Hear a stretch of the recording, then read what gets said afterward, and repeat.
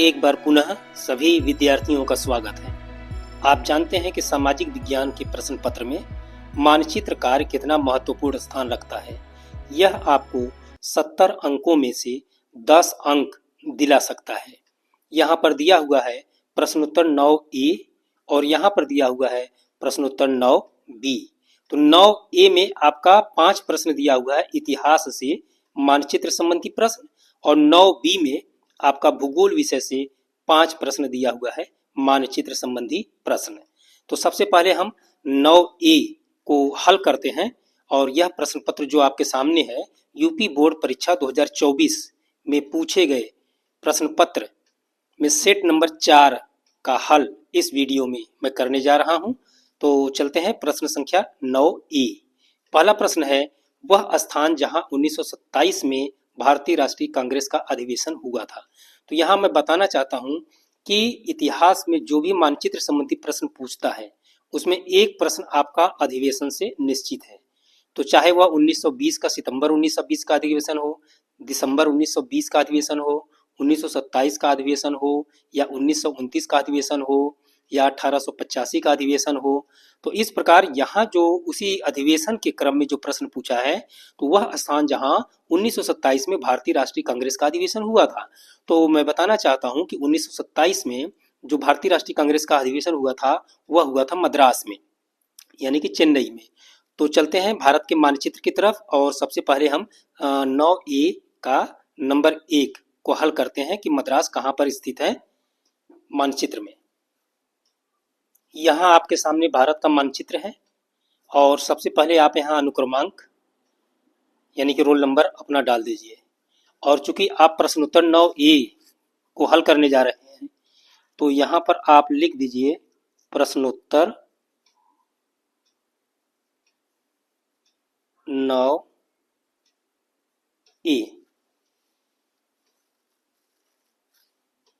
प्रश्नोत्तर 9A का पहला प्रश्न पूछा था कि वह स्थान जहां भारतीय राष्ट्रीय कांग्रेस का 1927 में अधिवेशन हुआ था।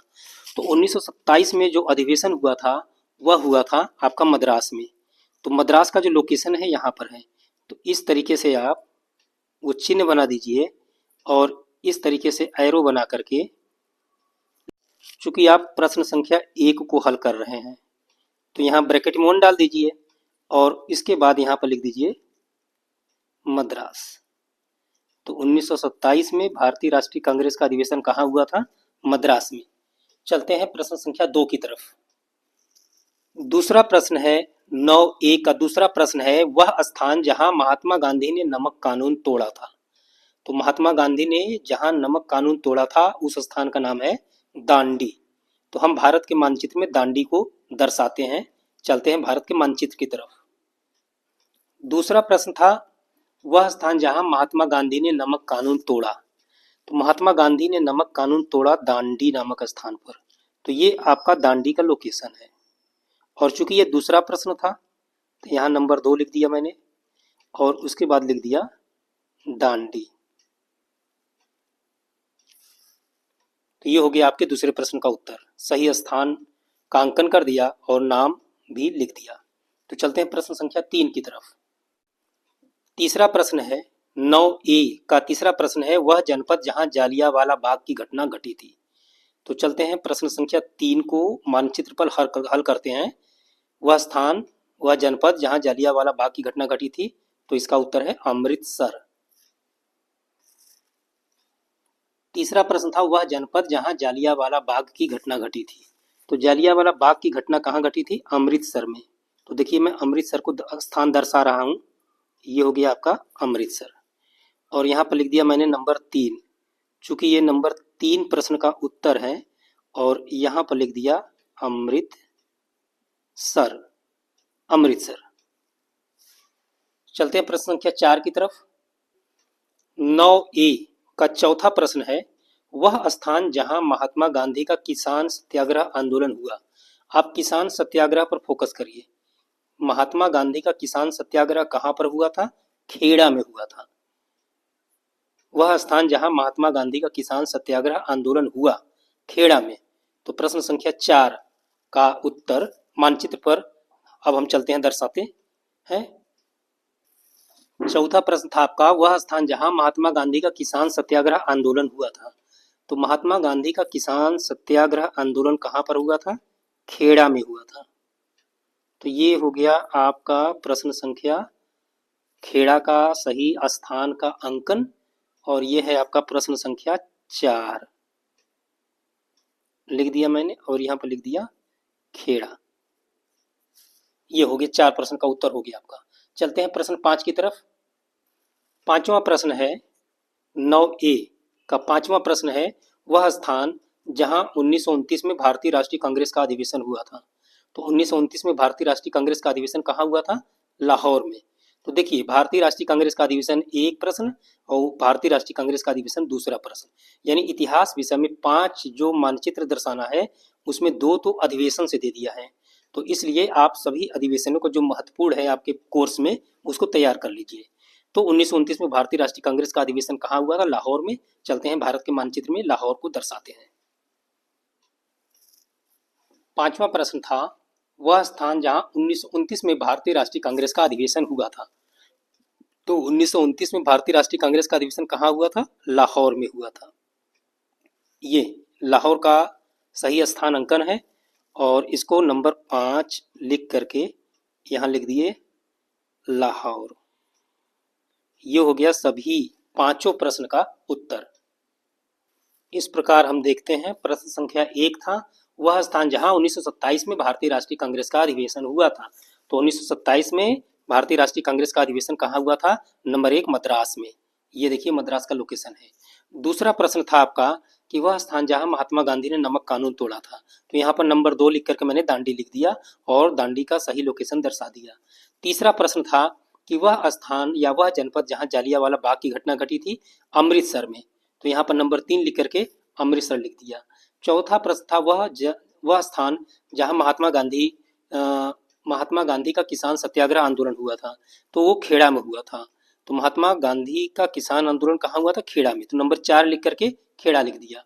और पांचवा प्रश्न था कि वह स्थान जहां 1929 में भारतीय राष्ट्रीय कांग्रेस का अधिवेशन हुआ था। तो 1929 में लाहौर में। तो नंबर 5 प्रश्न था, तो 5 नंबर डाल करके लाहौर लिख दिया। अब चलते हैं प्रश्नोत्तर 9B की तरफ, जो कि भूगोल का मानचित्र अंकन है। 9B का पहला प्रश्न है, पश्चिम बंगाल का एक अभयारण्य इस चिन्ह के द्वारा, देखिए वर्गाकार चिन्ह है, वर्ग बनाना है। तो पश्चिम बंगाल का एक अभयारण्य इस चिन्ह के द्वारा नाम सहित। तो सबसे पहले इस प्रश्न का उत्तर मानचित्र पर दर्शाने से पहले मैं भूगोल की पुस्तक में वो उस पेज को दिखाना चाहता हूं जहां पर यह प्रश्न दिया हुआ है। देखिए यहां पर लिखा हुआ है, पश्चिम बंगाल में बक्सा टाइगर रिजर्व यानी बक्सा नेशनल पार्क डोलोमाइट के खनन के कारण गंभीर खतरे में है। इस पर आपका बहुविकल्पी प्रश्न भी बनाता है, बोर्ड परीक्षा में अक्सर पूछता भी है। तो यहाँ पर जो प्रश्न पूछा गया है, पश्चिम बंगाल का एक अभयारण्य का नाम दर्शाना है। तो यहाँ पर हमें उस प्रश्न का उत्तर मिल गया कि पश्चिम बंगाल में किस अभयारण्य को दिखाना है? बक्सा टाइगर रिजर्व को। चलते हैं मानचित्र की तरफ। भूगोल विषय पर आधारित मानचित्र संबंधित प्रश्न के लिए आपको दूसरा एक सादा मानचित्र प्रदान किया जाएगा यूपी बोर्ड की परीक्षा में। तो सबसे पहले आप यहाँ पर लिख दीजिए प्रश्नोत्तर 9B। 9B को आप हल कर रहे हैं तो यहाँ पर प्रश्नोत्तर 9B डाल दीजिए। 9B प्रश्नोत्तर 9B का पहला प्रश्न था कि पश्चिम बंगाल के एक अभयारण्य का नाम स्थान सहित दर्शाना है। तो देखिए पश्चिम बंगाल का जो मैप है, यहाँ से यहाँ ऐसे लेकर के इधर सिक्किम हो गया, ऐसे लेकर के ये पूरा पश्चिम बंगाल है। तो अभी हमने भूगोल की पुस्तक में देखा कि पश्चिम बंगाल का एक अभयारण्य, तो एक अभयारण्य वो है आपका बक्सा टाइगर रिजर्व, और बक्सा टाइगर रिजर्व का लोकेशन यहाँ पर है, ये है। ये इसको मैंने ऐसे बना दिया तीर बना करके, और नंबर 1 लिख दिया यहाँ पर बक्सा नेशनल पार्क या टाइगर रिजर्व, बक्सा टाइगर रिजर्व। प्रश्न संख्या 9B का पहला कि पश्चिम बंगाल का एक अभयारण्य इस चिन्ह द्वारा नाम सहित दर्शाइए।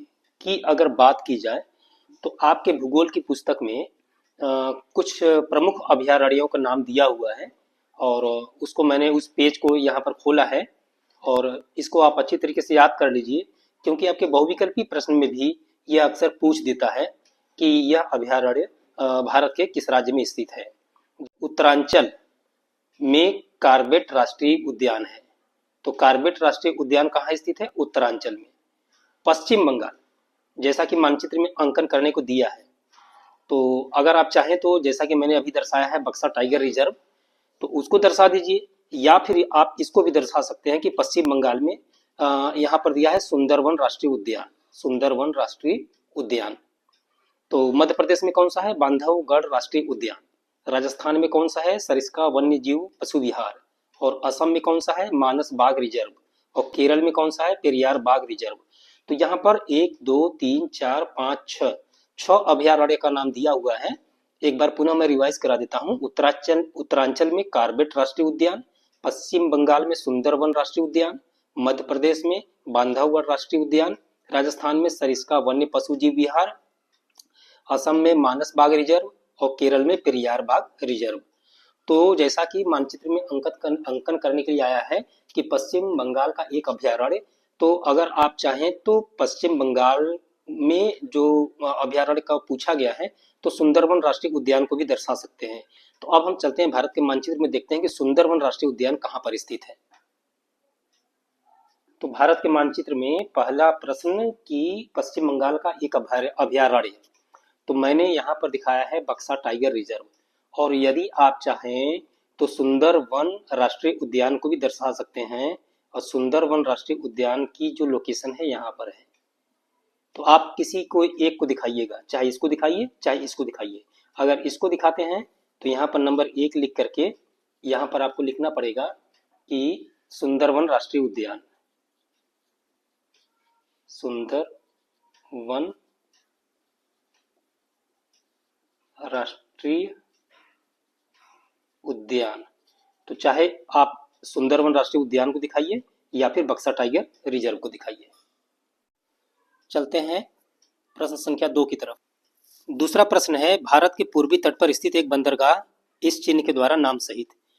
तो चलते हैं भारत के मानचित्र पर और पूर्वी तट पर एक बंदरगाह को इस चिन्ह के द्वारा दर्शाते हैं।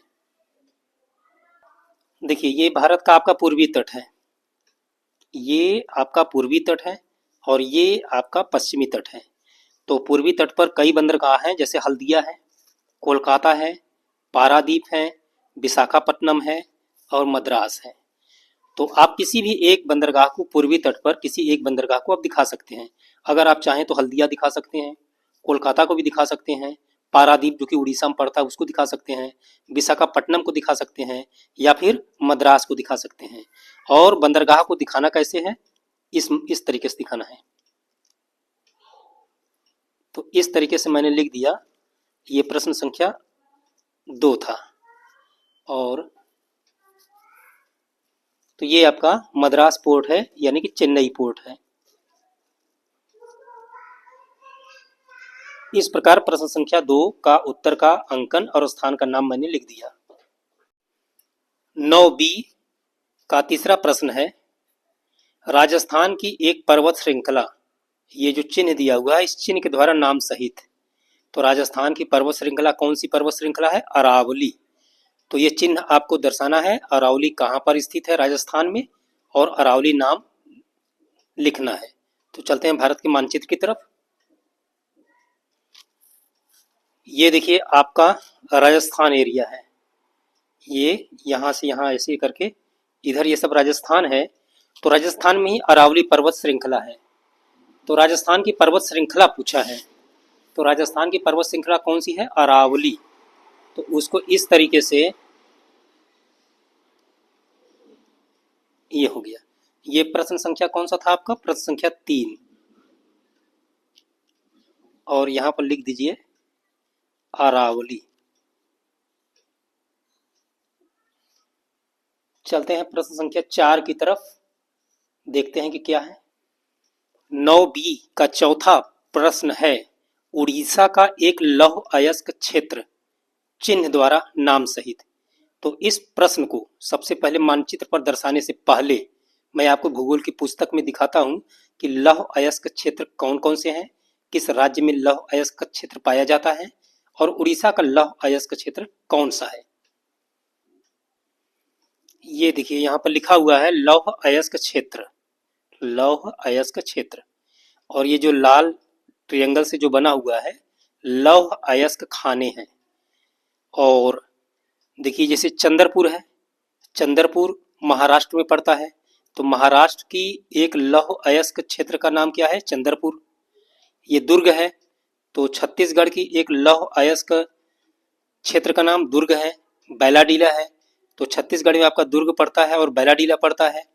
और ये राज्य आपका उड़ीसा है, तो उड़ीसा में आपका केंदुझर है और एक मयूरभंज है।